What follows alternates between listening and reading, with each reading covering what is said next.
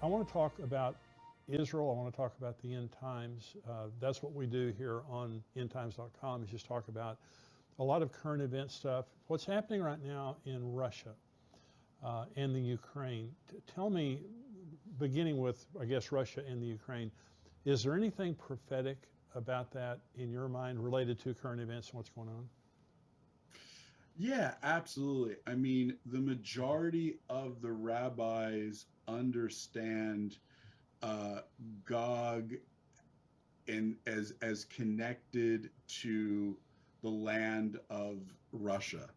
And so obviously anything that goes on in that region is super significant, right? Gog is described as someone who comes from the far north, Ezekiel Oh, 38:15. And Jewish thought the dwelling place and stronghold of the forces of evil is from the north. And so from Jewish tradition is very clear that it's almost unanimous that Gog is connected to Russia. And this, and so what's interesting is this, though. There is a one of the greatest Jewish scholars to ever live was known as the Vilna of Gaon, and he was an Alui, he was a genius. And this is, and he's speaking prophetically. This is what he says. He says, when you see the Russian Navy pass through the Bosphorus on the way to the Mediterranean by the means of the Dardanelles, it will be time to put on Shabbat clothes, meaning the Messiah is coming soon. oh my gosh. So, I mean, when you hear something like one of the greatest, most revered Jewish scholars that lived, hundreds and hundreds of years ago, say something like that, and you look at what's going on in world events, you're like, okay, something is going on here. Well, the Gog, it's interesting you said that. I preached a message last weekend at Fellowship Church. We go here in Grapevine, Texas. And I was talking about, is Vladimir Putin Gog? And some of my friends, like Dr. Mark Hitchcock, he says he's Gog-esque. You can't definitively say he's Gog. However, my comment during my message was, if you ask me to, if Ezekiel 38 is a now prophecy, Vladimir Putin is Gog. I mean, because Gog is a person, Magog is a land, the other places are regions. The nations of Ezekiel 38 are places where he has control, the other nations listed there. But I really appreciate you saying that in the Jewish mind, Gog is Russia, because you have a lot of Western theologians who argue with that, and they'll say Gog has nothing to do with Russia. Gog is this, whatever. But if you look at the realities of it right now, the Gog and then the Magog nations of the Stan states, you have Turkey, Iran. These nations are all aligned with Russia, and they all hate Israel. So, Yeah, and there's this old tradition, Jewish understanding that Meshech and Tuval, Meshech and Tubal, were in Russia, somewhere located in Russia. And there was this Rabbi Ibn Shaprut, who said he wrote a letter to this group of this nation called the Khazaria, and there's this whole nation that converted in what's now Russia to, or Eastern Europe, to believe in, converted to Judaism.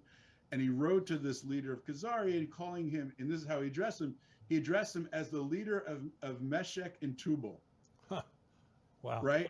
So, I mean, there's numerous references that connect back, and from a Jewish perspective, Gog is connected to is European. He's a European leader.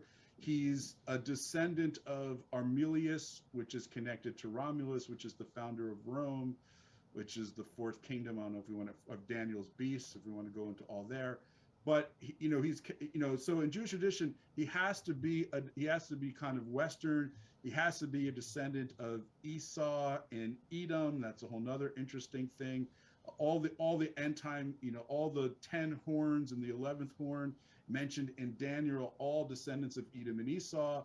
And Magog, on the other hand, is seen as a nation that's descended from Japheth, one of the descendants of Noah. So you have someone from Esau, Edom, which represents the West in Jewish thought, ruling over a land that's primarily of Japheth. Is that what you see today with Gog, Magog, all the nations there? Yeah, and again, Persia would be one of those nations that are the descendants of Japheth, right? So it's no surprise that in this end, you kind of see this you kind of see this going on. You actually see it in the book of Esther, which just passed, right? So you have Haman, who is a descendant of Esau and a descendant of Amalek, being a key ruler in Persia, and Persia is a descendant of Japheth, right? So you have someone who is an outsider coming in, wow, stirring it up to destroy the Jewish people. This is exactly the picture of what's going to happen in the end. And Ezekiel mentions Persia as being one of the nations that are going to come in the battle of Gog and Magog to destroy. But the interesting thing is that in Hebrew, again, in our last show, we talked about the numerics, right? So the interesting thing is that in Hebrew, Gog and Magog, Gogu Magog, has a numerical value of 70. And that's very significant because 70, according to the 5 books of Moses, 70 descendants of Jacob went down to Egypt. There are 70 nations biblically. So the way the biblical worldview is that there's 70 nations other than Israel that exist. And the picture of Gog and Magog is the 70 nations coming against Israel in the end of days. And this number 70 also ties back to the Tower of Babel, because when God confused the languages, he confused them into the 70 languages that become the 70 nations. wow. And so this leader of Gog and Magog has it's the same spirit and the same worldview as the Tower of Babel, that we're going to build in order to overthrow God, rebel against God, his plans and purposes. And that's the idea of what the thinking of these end times enemies. Well, that's exactly what you see happening right now.